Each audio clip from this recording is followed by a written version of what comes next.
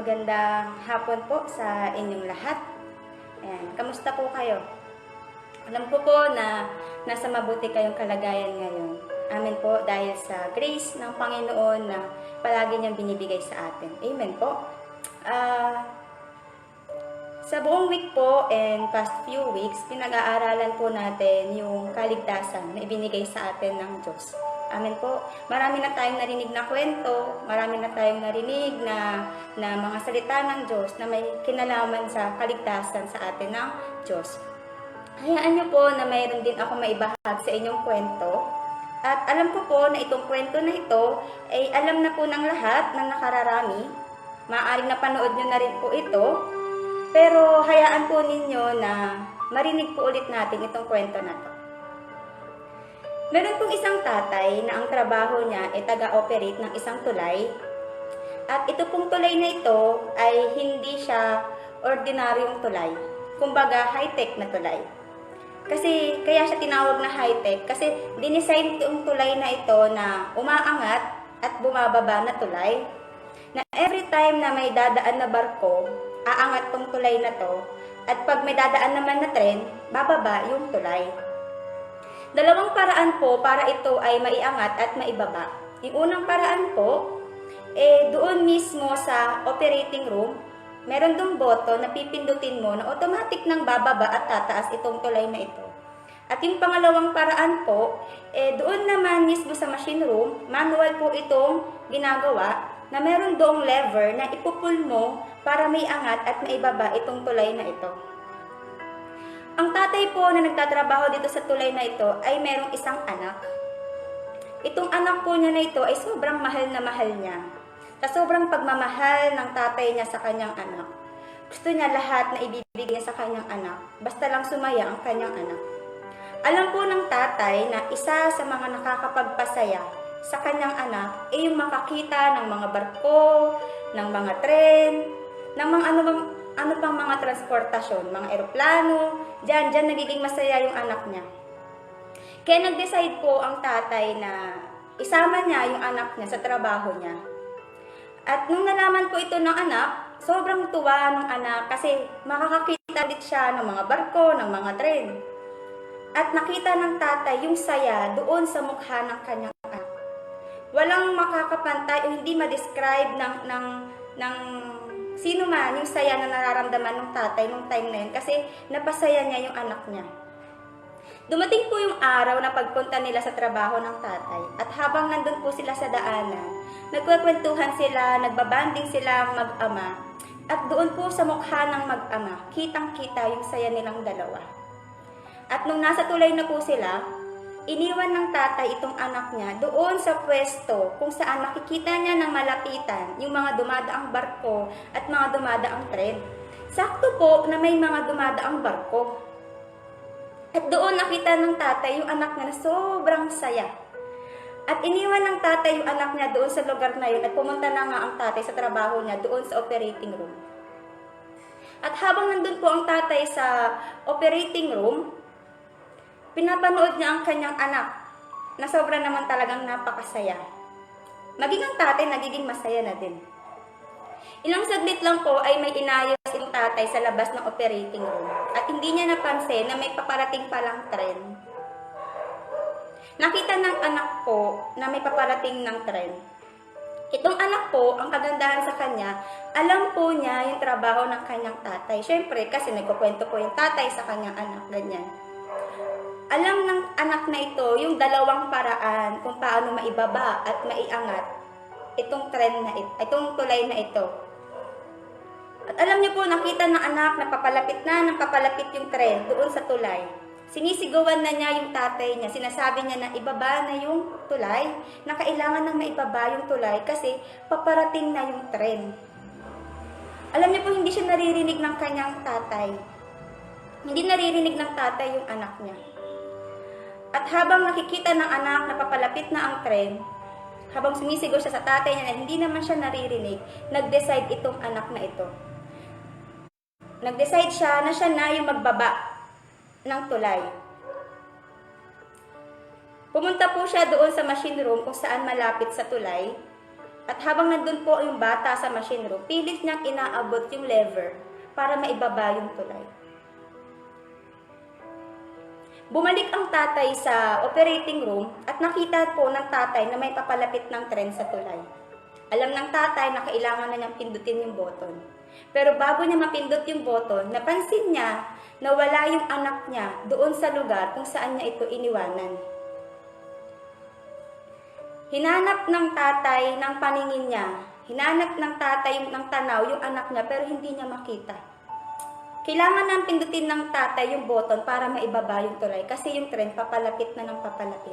At nakita po ng tatay yung anak niya na nandun sa machine.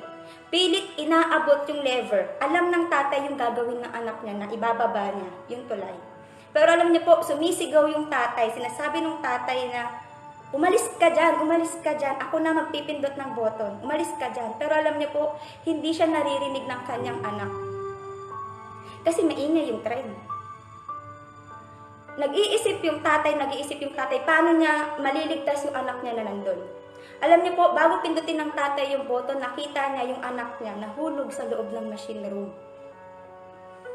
Naghati na yung isip ng tatay, nagdalawang isip na yung tatay, nalito na yung tatay, hindi na niya alam kung ano yung gagawin niya. Nag-iisip siya, hindi na niya alam ang gagawin niya, dahil kung pipindutin niya yung button, maliligtas yung mga taong nasa tren kasi bababa ang tulay. Pero yung anak niya, mamamatay kasi may ipit na mga gears na nasa loob ng machine room. Pero kung hindi naman niya pipindutin yung button, maliligtas yung anak niya. Pero yung mga tao sa loob ng tren, mapapahamak. Kung kayo po ang nasa kalagayan ng tatay, ano po ang pipiliin ninyo? Yung mga tao ba na hindi nyo kakilala? Yung mga tao ba na wala naman kayong relasyon? O yung anak mo? Alam niyo po, nag-decide ang tatay. Nag-decide ang tatay kung ano ang gagawin niya. Alam niyo po ang ginawa ng tatay? Pikit mata niyang pinindot yung button. At nakita niya, unti-unting bumababa yung tulay. At alam niya sa sarili niya, unti-unti ding namamatay yung anak niya sa loob ng machine room. Alam niyo po, pag pindot ng tatay ng button, dali-dali siyang umalis at pumunta doon sa machine room. Nakita niya yung anak niya. Wala na, patay na po. John 3:16 sabi niya, gayon na lamang ang pag-ibig ng Diyos sa sanlibutan. Kaya ibinigay niya ang kaisa-isang anak niya upang ang sinumang sumampalataya sa Kanya ay hindi mapahamak, kundi magkaroon ng buhay na walang hanggan. 2,000 years ago po, tulad ng tatay sa kwento, may gumawa ng ganung desisyon. May gumawa ng isang matapang na desisyon na mas pinili yung mga tao kesa sa sarili niyang anak. Mas pinili po ng Diyos na makita na pinapahirapan yung anak niya, si Jesus, kaysa tayo ang mapahamak. Mas kinaya ng Diyos na makita yung anak niya na nasasaktan, yung anak niya na pinapako sa krus, kaysa tayo ang ipako sa krus, kaysa tayo ang masaktan.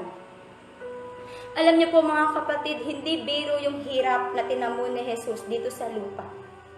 Hindi biro yung mga paghihirap na nakamit, na naibigay kay Jesus dito sa lupa. Hindi basta-basta namatay si Jesus. Na namatay na lang siya sa krus, nang ganun na lang, hindi. Marami siyang paghihirap na dinanas dito. Isa sa mga paghihirap na dinanas niya po dito ay yung hagupitin siya ng latigo. 39 nilatigo ng isang latigo na ayon sa mga Bible scholars, sa dulo ng latigo po na yun ay merong mga hibla. At sa bawat hibla po na yun ay may mga talim. At sa bawat hampas sa katawan ni Jesus, sa bawat tama sa katawan ni Jesus ng latigo na ito, pag hinihila yung latigo, sumasama yung balat niya. Sumasama yung laman niya. Sabi po sa Biblia, sa sobrang wakwak na ng katawan ni Jesus, sa sobrang dami na ng sugat na tinamo ni Jesus, sa sobrang dami na ng dugo na lumalabas sa mga sugat niya, hindi na siya nakilala kung tao pa ba siya. Sabi sa Biblia, nagmukha siyang halimaw. Sabi po sa Isaiah 52, siya ay halos hindi na makilala kung siya ba ay tao.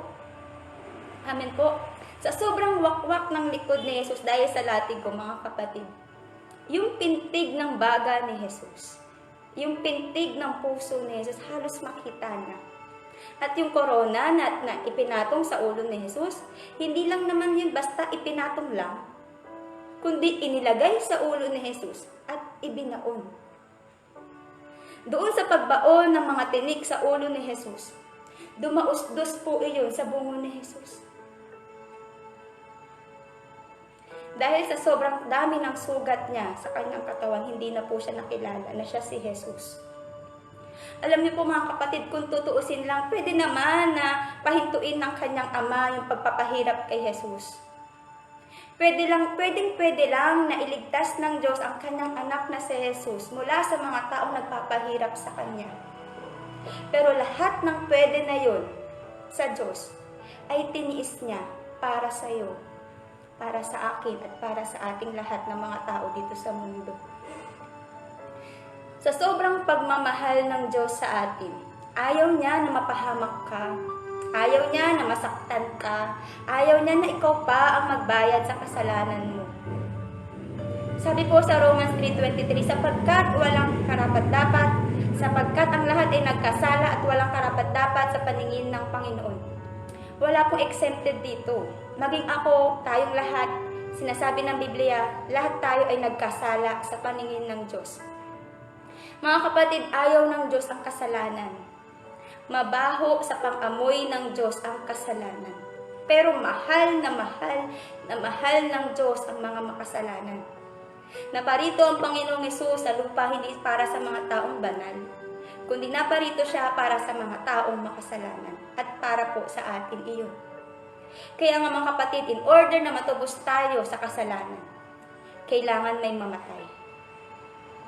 Romans 6:23, ang kabayaran ng kasalanan ay kamatayan, ngunit ang kaloob ng Diyos ay buhay sa pamamagitan ng Panginoong Hesukristo.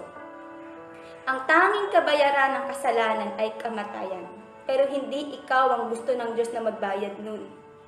Hindi tayo ang gusto ng Diyos na maghirap, magdusa para sa ating mga kasalanan, kasi ganun na tayo kamahal. Ito po ang dahilan kung bakit binigay niya si Jesus. Si Jesus na ang nagbayad sa ating mga kasalanan. Si Jesus na ang naghirap para sa atin. Si Jesus na ang naghirap para hindi na tayo maghirap. Si Jesus na ang nagpunta sa impyerno para hindi na tayo magpunta ron. Ganyan ka kamahal ng Diyos. Kaya kapatid, kung iniisip mo na walang nagmamahal sa iyo, nagkakamali ka. Kung iniisip mo na walang may concern sa iyo, nagkakamali ka. At kung iniisip mo na walang nag-aalala sa iyo, walang nag-iisip sa iyo, nagkakamali ka. Dahil may isang Diyos na kinayang ibigay ang kanyang kaisa-isang anak, maipakita lang ang pagmamahal niya sa iyo. At ang Diyos po ay nag-o-offer sa atin ng isang relasyon. Relasyon na ituturing mo siyang tatay at ituturing mo siyang anak.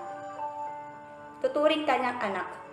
Sabi po sa John 1:12, verse 12 to 13, subalit ang lahat ng tumanggap at sumampalataya sa Kanya ay binigyan niya ng karapatang maging anak ng Diyos. Sila nga ay naging mga anak ng Diyos, hindi dahil sa isinilang sila ayon sa kalikasan o sa kagustuhan o sa kagagawa ng tao, kundi ang pagiging anak nila ay dahil sa kalooban ng Diyos. Paano tayo magkakaroon ng relasyon sa Diyos kung ito ang gusto ng Diyos sa atin? Sabi niya sa Pahayag 3:20, nakatayo ako at kumakatok. Kung diringgin nino man ang aking tinig at bubuksan ng pinto, ako'y papasok sa kanyang tahanan at magkasalo kaming kakain. Mga kapatid, kailangan nating papasukin ng Diyos sa puso natin, sa buhay natin. Sabi niya, kung diringgin nino man ang aking tinig at bubuksan ng pinto, ako'y papasok sa kanyang tahanan at magkasalo kaming kakain. Ibig sabihin na magkasalong kakain, yung sa lahat ng sitwasyon ng buhay mo, kasama mo ang Diyos. Na hindi mo mararamdaman na kahit kailan hindi ka na mag-iisa.